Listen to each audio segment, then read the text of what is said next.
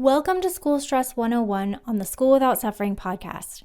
I'm your host, Laura Fragamini, founder and principal academic coach of School Without Suffering, and I can't wait to help you understand what is going on in your child's head and how to help. Let's dive in.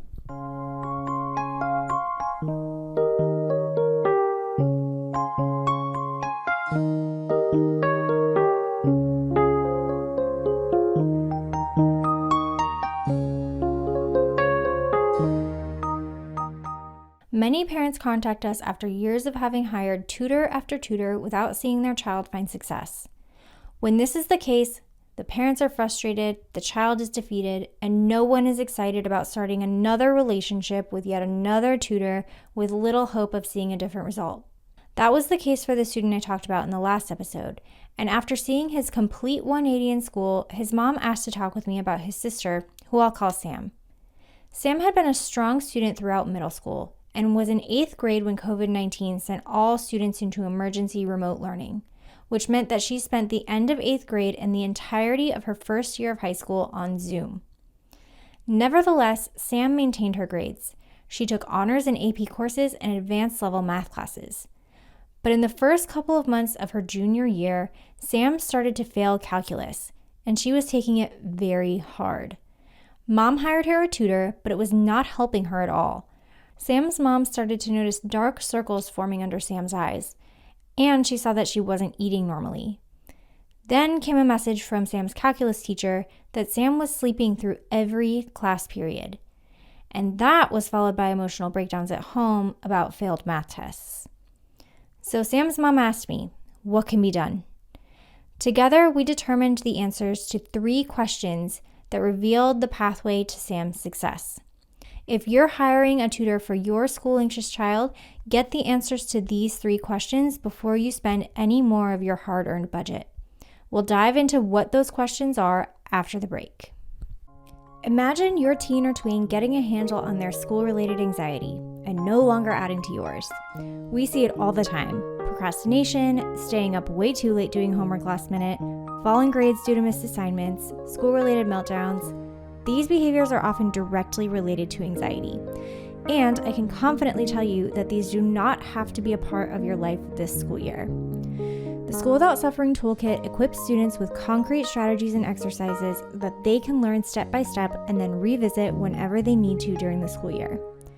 With the toolkit, your child will be able to reevaluate stress that's negatively affecting them, initiate and execute academic tasks with ease, foster a growth mindset, manage their time effectively and healthfully, and complete their most anxiety-inducing homework with confidence.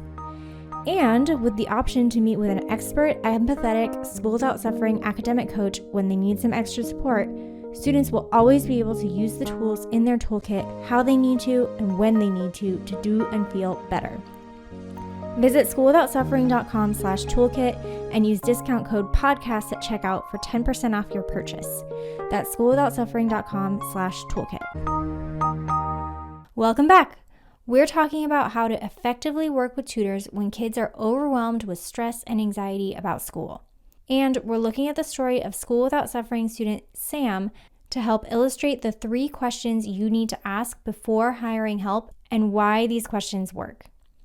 Remember that Sam's mom never worried about her schoolwork the way that she had done with her brother. But in the first couple months of Sam's junior year of high school, she started to notice some changes that she was worried about. Sam wasn't missing any school assignments, but she was doing them in the wee hours of the morning, often not going to bed until 3 or 4 a.m. And she was starting to fail her calculus class. To help Sam, the first question that needed to be asked was, how is your child spending their study time? This question may appear to be self-evident. It's their study time, so they're studying.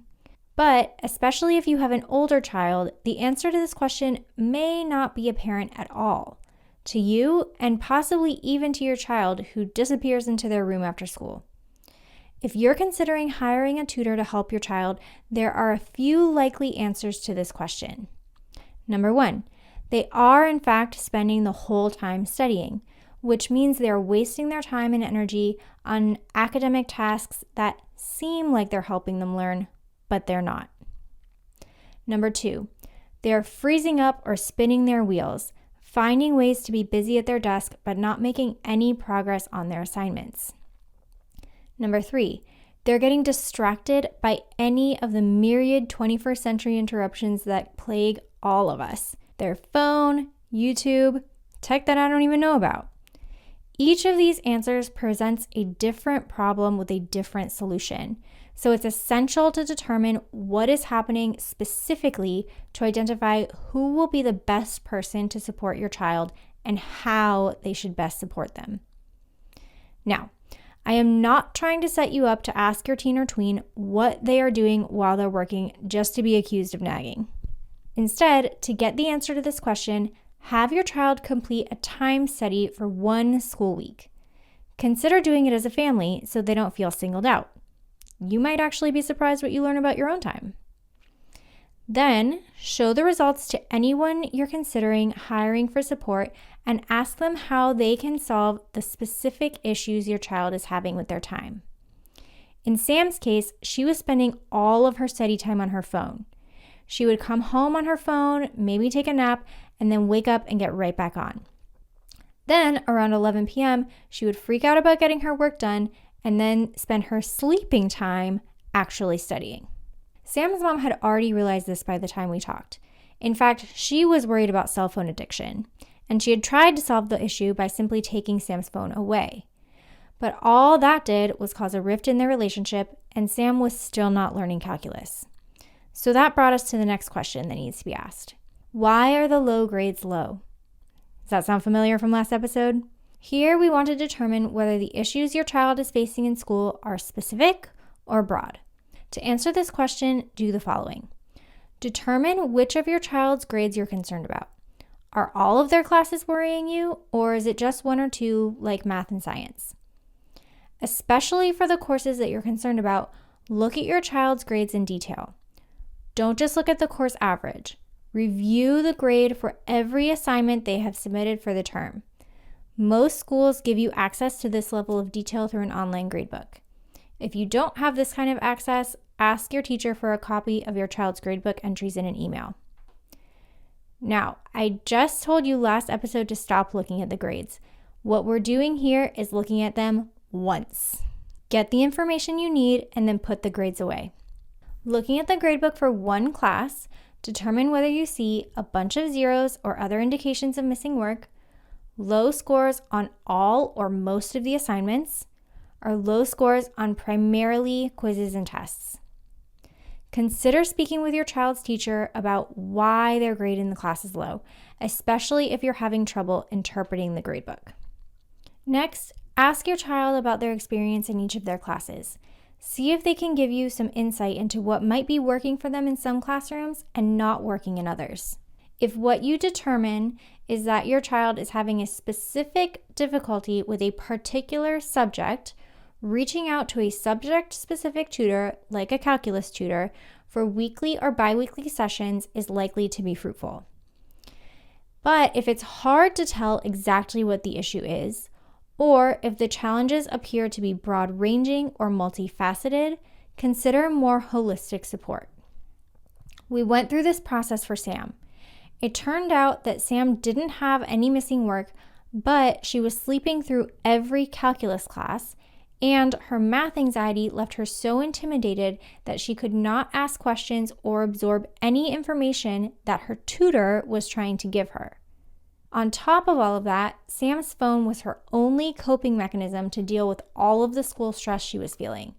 So while she knew that she shouldn't be staying up late, she couldn't get herself to start her schoolwork until all of her friends went to bed every night.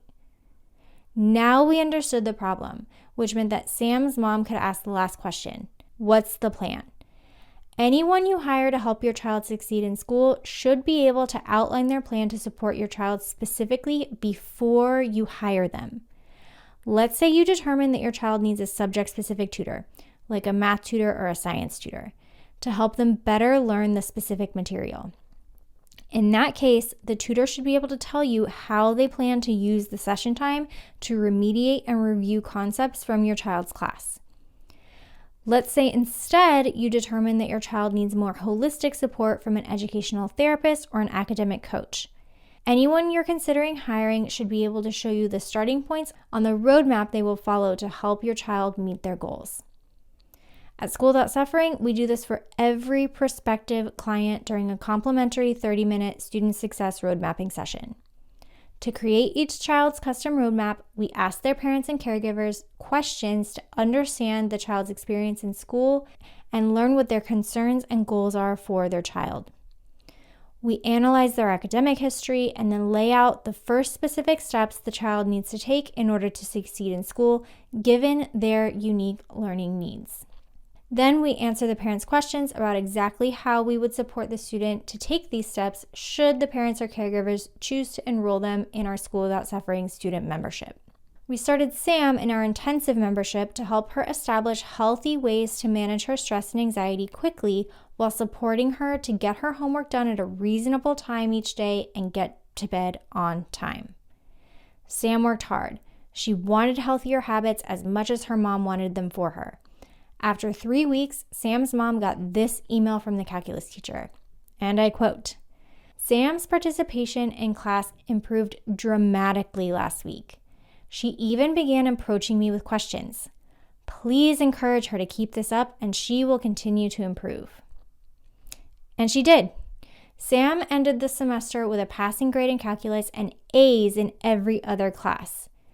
More importantly, she ended the semester with confidence, joy, and excitement, not only about what she could accomplish in school moving forward, but about the personal interests she now saw that she had time and energy to pursue.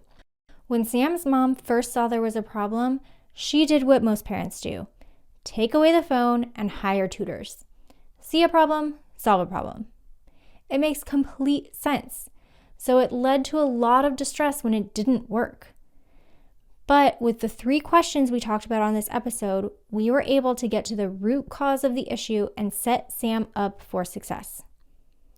When your child is struggling with school and you're running into walls trying to help them, it can feel like the world is crumbling. It's easy to beat yourself up for not having all the answers. But there are so many things that you can't possibly be expected to know. And then even when you do know, your teen or tween might not listen due to the very fact that you are their parent. You now know a lot more about school stress and anxiety than the average parent does. And one of the most important things to know is when and how to ask for help. That can be the hardest part, and it's what our final episode of the season is all about.